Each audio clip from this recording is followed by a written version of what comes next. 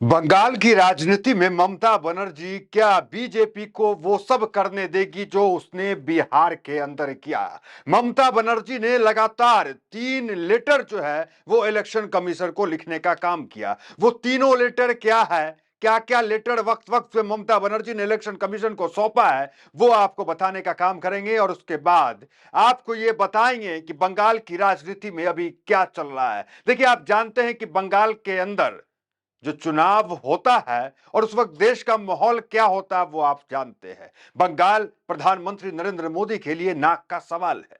बिहार जीत जाते हैं प्रधानमंत्री मोदी, दिल्ली जीत जाते हैं प्रधानमंत्री मोदी, लेकिन उनके सुनहरे काल को जब लिखा जाएगा तो यह लिखा जाएगा कि प्रधानमंत्री मोदी बंगाल नहीं जीत पाए। तो बंगाल जीतना बीजेपी के लिए, प्रधानमंत्री मोदी के लिए नाक का सवाल बन चुका है। और इसको जीतने के लिए किसी भी हद तक बीजेपी के तमाम नेता कार्यकर्ता जाने को तैयार है। सीधा मुद्दे पे आते हैं। देखिए, बिहार के अंदर लग रहा था विपक्ष को कि माहौल जो है हमारे पक्ष में है, अच्छी खासी सीटें आएंगी, सरकारी नौकरी के नाम पे, रोजगार के नाम पे, पलायन जैसे मुद्दे जो है गरमाया हुआ था बिहार में। लेकिन क्या हुआ, आरजेडी जैसी पार्टी जो 75 सीट जीतती है वो 25 सीट पर सिमट के रह जाती है। और जेडीयू जैसे पार्टी जो 42 सीट तक लाती है वो जो है 80 का आंकड़ा पार कर जाती है। ये देखने को बिहार में मिला और तमाम मुद्दे धरे के धरे रह गए।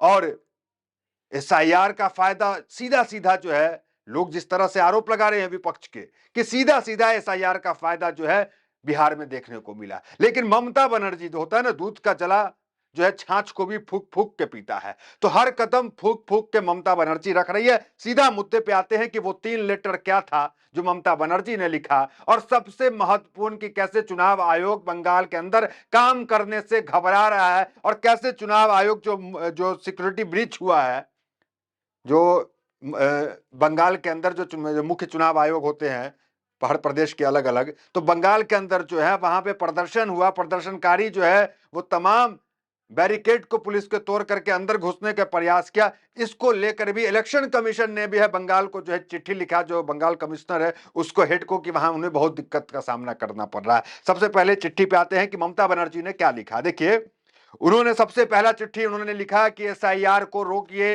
ये एसआईआर बंगाल के अंदर नहीं होगा। दूसरा चिट्ठी उन्होंने लिखा बीएलओ को मौत पे, बीएलओ पे जो दबाव बनाया जा रहा है एसआईआर को लेकर कि ये रोका जाए। और ममता बनर्जी का कहना है कि ये बीएलओ जो मर रहे हैं बंगाल के अंदर, ये मौत को रोकना होगा तो एसआईआर को रोकना होगा। और एसआईआर को इसलिए भी रोकना होगा कि हर राज्य में चुनाव से पहले एसआईआर कराना, ये सीधा बीजेपी को इससे फायदा पहुंचता है, जो बिहार में देखने को मिला। उसके बाद सबसे बड़ी चिट्ठी जो आप कह सकते हैं कि ममता बनर्जी पूछती है सरकार से कि क्यों क्यों क्यों क्यों। देखिए, वाय वाय वाय 3 बार जो है ममता बनर्जी ने चिट्ठी में लिखा है। 1000 से ज्यादा इलेक्शन कमीशन ने बंगाल में जो ये कह लें आपकी डेटा एनालिटिक्स जिसको कहते हैं उसको हायर किया है इलेक्शन कमीशन बंगाल के अंदर काम करने के लिए। लेकिन वो 1000 लोग कहां के हैं? बंगाल के नहीं है, उन्हें बंगाली नहीं आता, वो बाहर के हैं। लेकिन उसे हायर किया गया बंगाल के अंदर काम करने के लिए इलेक्शन कमीशन ऑफ इंडिया के द्वारा। और कई सॉफ्टवेयर इंजीनियर को हायर किया गया है कि आप बंगाल के अंदर काम कीजिए। ममता बनर्जी का यही सवाल है कि क्या बंगाल के अंदर युवा नहीं है, क्या बंगाल के अंदर इंजीनियर नहीं है, क्या बंगाल के अंदर डाटा एनालिटिक्स नहीं है जो बंगाल के चुनाव में आपका मदद करे, काम करे। तो आप बाहर से बुला करके लेके आ रहे हैं बंगाल के अंदर काम करने के लिए। ये तमाम चिट्ठी जो है ममता बनर्जी ने लिखा है। देखिए, चुनाव आयुक्त जो अभी हैं ज्ञानेश कुमार, इनकी नियुक्ति को लेकर पहले भी वीडियो में हमने आपको कहा कि सवाल उठते हैं। नियुक्ति की जो प्रक्रिया है उस पर सवाल उठता है। ये जो ज्ञानेश कुमार की नियुक्ति हुई, ये नियुक्ति 12 बजे रात के बाद हुई।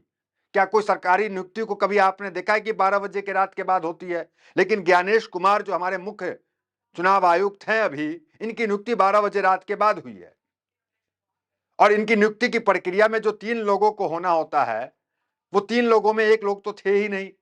जैसे कि लीडर ऑफ ऑपोजिशन का होना अनिवार्य होता है, प्राइम मिनिस्टर का होना अनिवार्य होता है, और सीजीआई का होना अनिवार्य होता है। लेकिन बीजेपी ने, बहुमत में बीजेपी है, सदन में बिल ले आई और सीजीआई को इससे हटा दिया, और बिना सीजीआई के जो है ज्ञानेश कुमार की नियुक्ति कर दी। हालांकि इसका अपोजिशन ने विरोध भी किया, राहुल गांधी ने विरोध किया, लेकिन अपोजिशन की कौन सुने वहां पर। तो ये तमाम चीजें जो है वो इनकी नियुक्ति में हुआ। तो ज्ञानेश कुमार की नियुक्ति पर सवाल तो था ही, और सिक्योरिटी ब्रीच की तमाम चीजें आप देख ली। और सीधा ममता बनर्जी क्या करी आपको हम वो बताते हैं, उनका क्या कोट एंड कोट बयान है, जरा वो आपको पढ़ के बताते हैं। देखिए, ये ममता बनर्जी का बयान है। बीजेपी मेरे खेल में मुझसे लड़ नहीं सकती, मुझे हरा नहीं सकती। अगर बीजेपी ने बंगाल में मुझ पर हमला करने की कोशिश की तो मैं पूरे भारत में उसकी नींद हिला दूंगी। चाहे जितनी एजेंसियां लगा दो, चाहे पूरी केंद्र सरकार की ताकत लगा दो, मेरे साथ खेल नहीं पाओगे। खेला होवे, याद है, खेला होवे। तो ये ममता बनर्जी ने पिछले चुनाव में कहा था। लोगों को लग रहा था कि बीजेपी जो है बहुमत में आ रही है, प्रचंड जीत हो रही है, राम मंदिर का मुद्दा था, कई मुद्दे थे, लेकिन वहां ममता बनर्जी जीतती हैं और तीसरी बार मुख्यमंत्री की शपथ लेती हैं। खेला होवे आपने सुना होगा। तो ये खेला को जो है बीजेपी जो खेला करना चाह रही है, वो खेला ममता बनर्जी यहां पे होने नहीं देगी, ये बात कही जा रही है। ममता बनर्जी का कहना है। और ममता बनर्जी आगे क्या कहती है बयान में, जरा वो आप देखिए। बंगाल में दखल करते करते भाजपा गुजरात भी हार जाएगी। उन्होंने दावा किया है कि आगामी आम चुनाव के बाद भाजपा की सरकार नहीं रहेगी। बंगाल दखल करते करते भाजपा गुजरात भी हार जाएगी। यहां तक कहा है कि बीजेपी अभी से भागने की जगह खोज ले। ममता ने एसआईआर के खिलाफ दूसरी बार सड़क पर उतरते हुए रैली के बाद मथुआ के गढ़ में बनगांव से ठाकुरनगर तक 3 किलोमीटर पैदल मार्च किया। और ममता बनर्जी का यह कहना है कि गुजरात में भी ये हारेंगे, और ये यहाँ जो है दखल देने के बंगाल के अंदर कुछ खेला की कोशिश करने का काम किए तो इनको जो है भुगतना पड़ेगा। और ममता बनर्जी के बारे में आप जानते हैं, ये वो विपक्ष की लेडी है जो खुलकर बोलती है, जिनकी राजनीति सड़क पे होती है, ट्वीट पे राजनीति नहीं करती है, ये सड़क पे राजनीति करती है, ये ममता बनर्जी। अब आते हैं इलेक्शन कमीशन क्यों डरा हुआ है बंगाल में काम करने से, क्या कठिनाई इलेक्शन कमीशन को आ रही है, जिसको लेकर उसने भी चिट्ठी लिख दी, जरा आपको हम वो बताते हैं। देखिए, इलेक्शन कमीशन ने चिट्ठी लिखा, किसको चिट्ठी लिखा, पुलिस कमिश्नर ऑफ बंगाल को चिट्ठी लिखा कि वहां पे काम करने में समस्याएं आ रही है। आप जो है ये कह लें कि ममता बनर्जी सरकार है, उनको चिट्ठी लिखा कि आप जो है सुरक्षा मुहैया कराइए।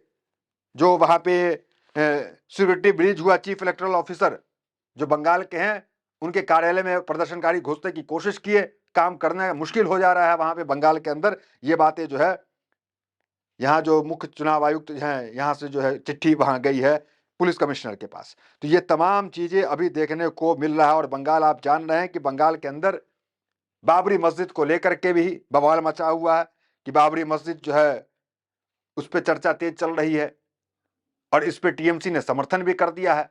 बाबरी मस्जिद का क्या मामला, जरा वो आपको बताते। देखिए, कबीर ने कहा, ये टीएमसी के विधायक है, कि यह मस्जिद 20 बीघा जमीन पर बनेगी और इसका अनुमानित खर्च 125 करोड़ है। 125 करोड़ की बाबरी मस्जिद ठीक उसी दिन बन रहा है जिस दिन बाबरी मस्जिद को डिमोलिश किया गया था।